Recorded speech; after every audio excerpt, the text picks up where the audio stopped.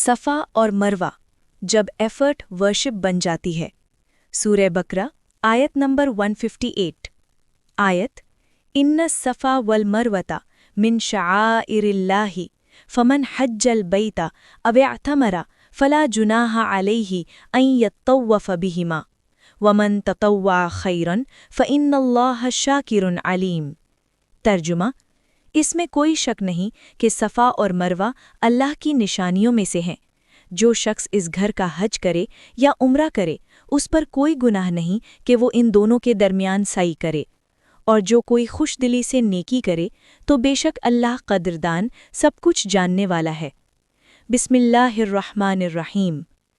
یہ آیت عبادت کے ایک ایسے عمل کو واضح کرتی ہے جو بظاہر چلنے اور دوڑنے پر مشتمل ہے، مگر حقیقت میں یہ ایمان، اعتماد اور توکل کی عملی تصویر ہے۔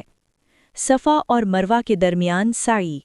حضرت ہاجرہ کی یاد ہے، ایک ماں، ایک ویران صحرا، ایک ننھا بچہ اور اللہ پر کامل یقین۔ یہ آیت ہمیں بتاتی ہے کہ کچھ مقامات محض جگہیں نہیں ہوتیں، وہ اللہ کی نشانیاں یعنی شعائر بن جاتی ہیں جب ان سے ایمان، قربانی اور یقین جڑ جائے۔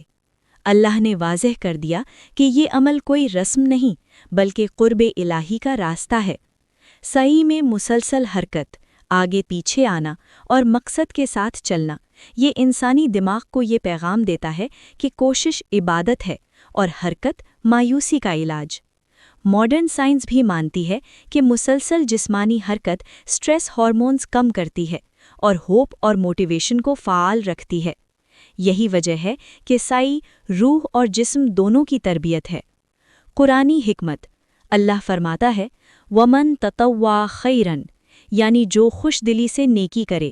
یہاں عبادت کو جبر نہیں بلکہ شوق بنایا گیا ہے، اور پھر فرمایا فَإِنَّ اللَّهَ شَاكِرٌ عَلِيمٌ۔